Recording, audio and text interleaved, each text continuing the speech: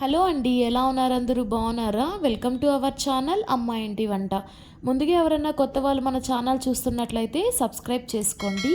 ఈరోజు ఎంతో చిటికెలో అయిపోయేటటువంటి కారపూసని ఎలా తయారు చేసుకోవాలో చూపిస్తానండి.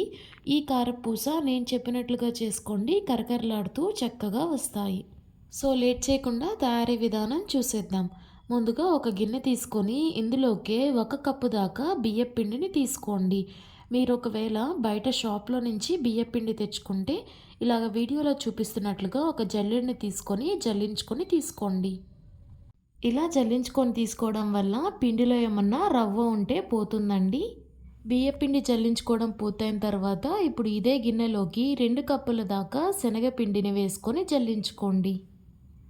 అప్పుడప్పుడు శనగపిండి మనం మిల్లు పట్టించుకున్నా లేదా షాప్లో కొన్నా కొంచెం బరకగా ఉంటుందండి.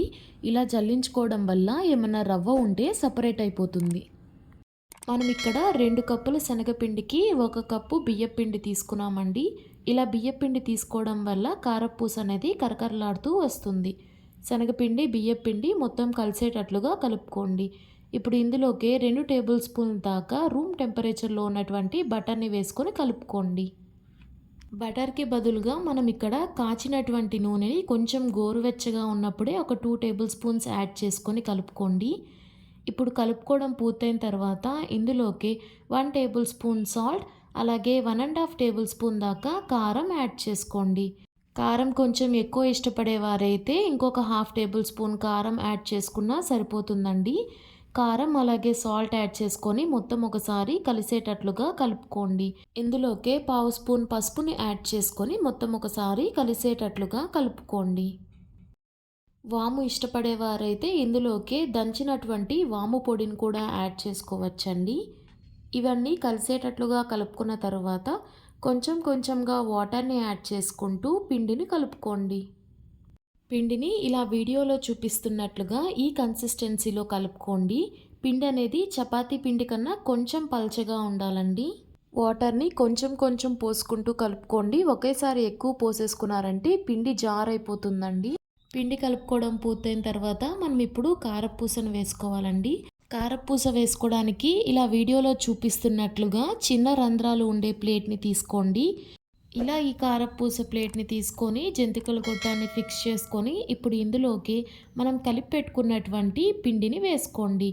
చేతిని కొంచెం చెమ్మ చేసుకొని పిండిని ముద్ద చేసుకొని ఇందులోకి యాడ్ చేసుకోండి.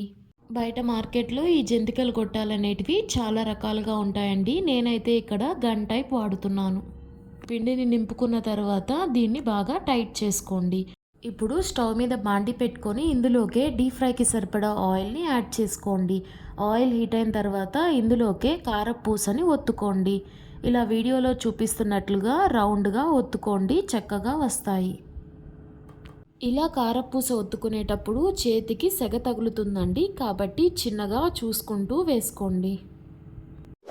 కారపూస వేసుకున్న తర్వాత వీటిని కదపకుండా ఒక 2-3 నిమిషాలు అలాగే వదిలేసేయండి. 2-3 నిమిషాల తర్వాత చూస్తున్నారు కదండి, ఆయిల్లో బుడగలు అనేటివి తగ్గిపోయాయి. అంటే ఇప్పుడు కారపూస చక్కగా వేగిందని అర్థం. దీన్ని ఆయిల్లోంచి సపరేట్ చేసి ఒక ప్లేట్లోకి తీసుకొని పక్కన పెట్టుకోండి. ఇప్పుడు చేసినట్లుగా మరలా ఈ జంతికల గొట్టంలోకి పిండిని యాడ్ చేసుకొని కారపూసలాగా ఒత్తుకోండి. అంతే అండి, ఇదే విధంగా పిండిని యాడ్ చేసుకుంటూ కారపూసలాగా రౌండ్గా ఒత్తుకుంటూ బబుల్స్ తగ్గిపోయిన తర్వాత ఈ కారపూసని ఆయిల్లోంచి సపరేట్ చేసి ఒక ప్లేట్లోకి తీసుకోవడమే. అంతే అండి, చూస్తున్నారు కదా, ఎంతో సింపుల్గా కరకరలాడే కారపూస తయారైపోయింది. మీరు కూడా ఒకసారి ఇలా ట్రై చేసి ఎలా వచ్చిందో మీ కమెంట్స్ని నాతో షేర్ చేసుకోండి. ఈ వీడియో నచ్చితే లైక్ చేయండి, అలాగే మన ఛానల్ని సబ్స్క్రైబ్ చేసుకోండి.